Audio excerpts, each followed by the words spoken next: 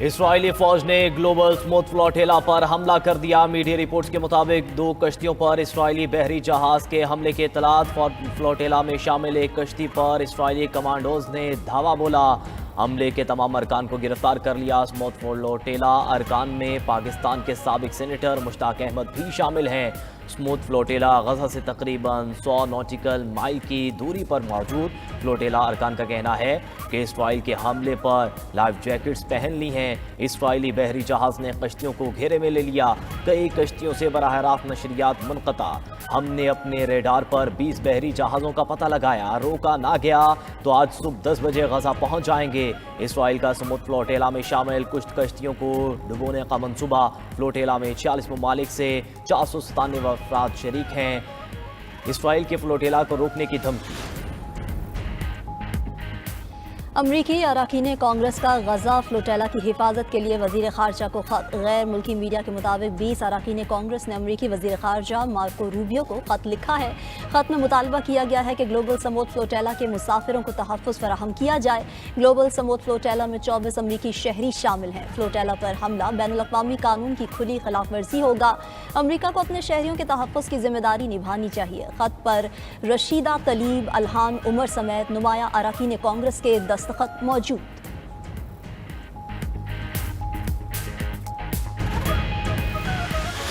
قطر پر حملہ، امریکی سلامتی پر حملہ تصور ہوگا۔ امریکی صدر ڈونلڈ ٹرمپ نے ایگزیکٹو آرڈر جاری کر دیا۔ امریکہ اور قطر کے تعلقات مزید مضبوط بنانے کا اعلان۔ حکم نامے کے مطابق قطر پر حملہ ہوا تو امریکہ فوجی کارروائی کرے گا، قطر پر حملہ ہوا تو امریکہ سفارتی اور اقتصادی کارروائی بھی کرے گا۔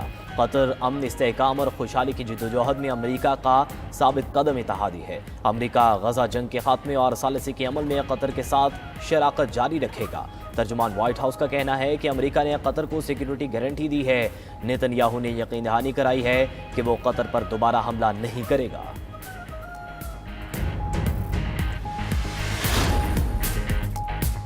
قطر کا امریکی صدر ٹرمپ کے ایگزیکٹو آرڈر کا خیر مقدم۔ قطری وزارت خارجہ کا کہنا ہے کہ اقدام دوحہ اور واشنگٹن کے دیرینہ تعلقات کا عکاس ہے۔ امریکی ایگزیکٹو آرڈر سے دونوں ممالک کے دفاعی تعلقات مزید مضبوط ہوں گے۔ فیصلہ سلامتی اور سفارتکاری میں 2 طرفہ تعاون کو تقویت دے گا۔ امریکہ اور عالمی شراکت داروں کے ساتھ ثالثی کا کردار جاری رکھیں گے۔ پائیدار امن کے لیے سفارتی ذرائع سے تنازعات حل کریں گے۔ قطری وزیر اعظم محمد بن عبد الرحمن بن جاسم الثانی کا عرب میڈیا کو انٹرویو۔ کہا، اسرائیل نے معافی مانگ کر کوئی احسان نہیں کیا۔ اسرائیل نے ہم پر حملہ کیا تھا، ہم نے نہیں۔ سب سے اہم بات یہ ہے کہ دوبارہ جارحیت نہ کی جائے۔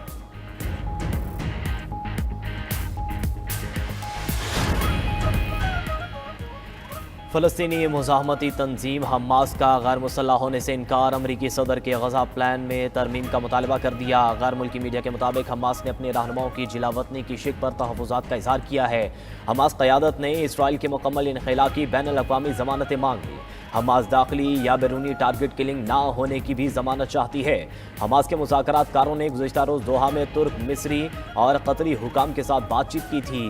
ذرائع کا کہنا ہے کہ حماس کو امن معاہدے کے انعقاد کا جواب دینے کے لیے 2 یا 3 دن درکار ہیں۔ دوسری طرف غیر ملکی میڈیا کے عرب ثالث سے متعلق اہم دعویٰ۔ اپنی رپورٹ میں کہا کہ حماس نے امریکی امن منصوبے پر مثبت اشارے دے دیے۔ حماس امریکی امن منصوبے کا مزید جائزہ لے رہا ہے۔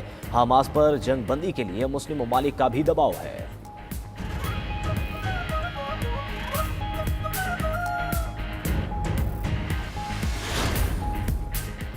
امن معاہدے کی آڑ میں اسرائیلی بربریت میں تیزی۔ صہیونی فوج کی غزہ میں رہائشی عمارتوں پر وحشیانہ بمباری سے 61 فلسطینی شہید۔ دیر البلح پر ڈرون حملے میں فلسطینی صحافی اور بچوں سمیت 6 افراد نے جام شہادت نوش کیا۔ وسطی غزہ میں امداد کے منتظر 18 فلسطینیوں کو بھی شہید کر دیا گیا۔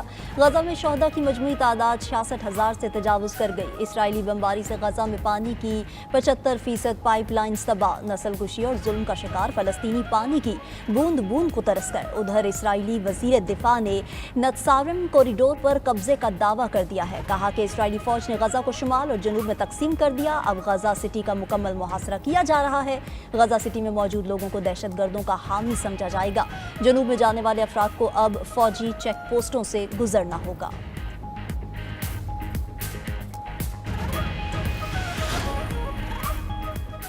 امریکہ میں حکومتی شٹ ڈاؤن بحران سنگین ہو گیا۔ اخراجات بل پر ریپبلکنز اور ڈیموکریٹس میں ڈیڈ لاک برقرار۔ اخراجات کی منظوری نہ ہونے پر کئی سرکاری محکمے بند۔ امریکہ میں 7,50,000 ملازمین کو بغیر تنخواہ جبری چھٹی پر گھر بھیج دیا گیا۔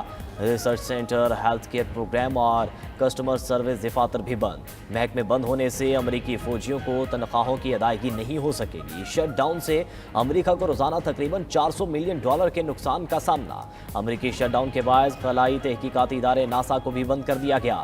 ناسا کے 18,218 ملازمین میں سے 15,094 فارغ۔ ناسا کے 83% سے زائد سٹاف کو جبری رخصت پر بھیج دیا گیا۔ ڈیموکریٹس اور ریپبلکنز نے ایک دوسرے کو صورتحال کا ذمہ دار قرار دے دیا۔ امریکی سینٹ نے ڈیموکریٹس کا قلیل مدتی فنڈنگ کا بل نامنظور کر دیا۔ ریپبلکنز اور ڈیموکریٹس دونوں اپنے اپنے بل سینٹ سے منظور نہ کروا سکے۔ نائب صدر جے ڈی وینس اور ترجمان وائٹ ہاؤس کی مشترکہ press conference. J D Vance نے کہا کہ 3 ڈیموکریٹس بل کی حمایت کے لیے مان گئے ہیں۔ بل کی منظوری کے لیے مزید 5 ووٹ درکار ہیں۔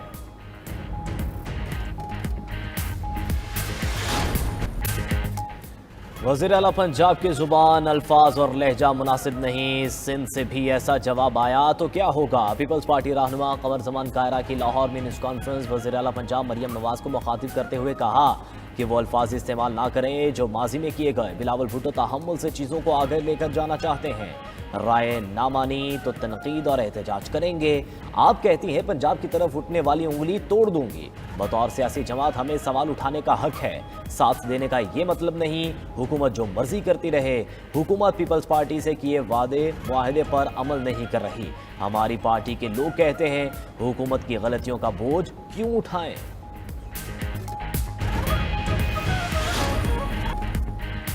توشہ خانہ 2 کیس میں بانی پی ٹی آئی کے وکیل کی 20ویں گواہ پر جرح۔ بانی پی ٹی آئی اور بشرا بی بی کے خلاف توشہ خانہ 2 کیس کی اڈیالہ جیل میں سماعت ہوئی۔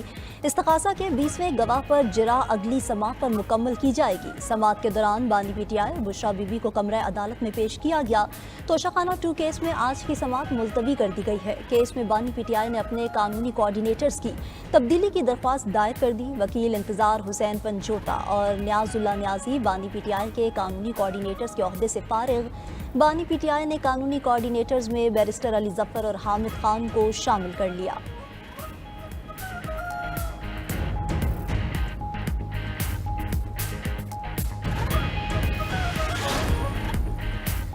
پنجاب میں سرکاری ملازمین کے لیے سوشل میڈیا استعمال کے اصول جاری۔ سوشل میڈیا پر رائے یا معلومات شیئر کرنے پر محتاط رہنے کی ہدایت۔ بغیر منظوری سوشل میڈیا پر حکومتی پالیسی یا ذاتی رائے دینا ممنوع قرار۔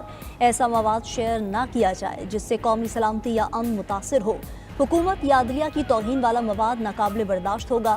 ذاتی شہرت یا سوشل میڈیا پر خود نمائی سختی سے ممنوع قرار۔ ہدایات پر عمل نہ کرنے والے افسران کے خلاف سخت کارروائی ہوگی۔ SNGAD نے سرکاری ملازمین کے لیے مراسلہ جاری کر دیا۔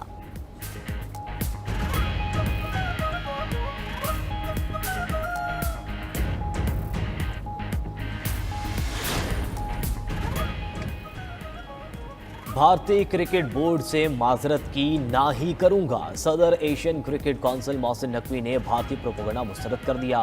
محسن نقوی کا کہنا ہے کہ بھارتی میڈیا حقائق کے برعکس جھوٹ کی بنیاد پر پروپیگنڈا کر رہا ہے۔ بطور صدر ایشین کرکٹ کونسل میں نے کچھ غلط نہیں کیا۔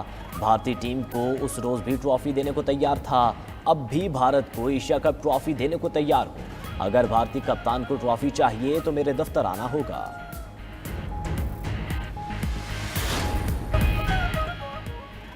فلپائن میں 6.9 شدت کے خوفناک زلزلے سے ہر طرف تباہی، درجنوں گھر اور بلند و بالا عمارتیں منہدم۔ ہلاکتوں کی تعداد 70 سے زائد ہو گئی، درجنوں افراد زخمی بھی ہوئے۔ وسطی ساحلی علاقوں میں باسکٹ بال میچ کے دوران ایک سپورٹس کمپلیکس گر گیا، گرجا گھروں، پلوں اور سڑکوں کو بھی شدید نقصان پہنچا۔ حکام کے مطابق سیبو میں ہنگامی حالت نافذ کرتے ہوئے سکولز اور سرکاری دفاتر بند کر دیے گئے۔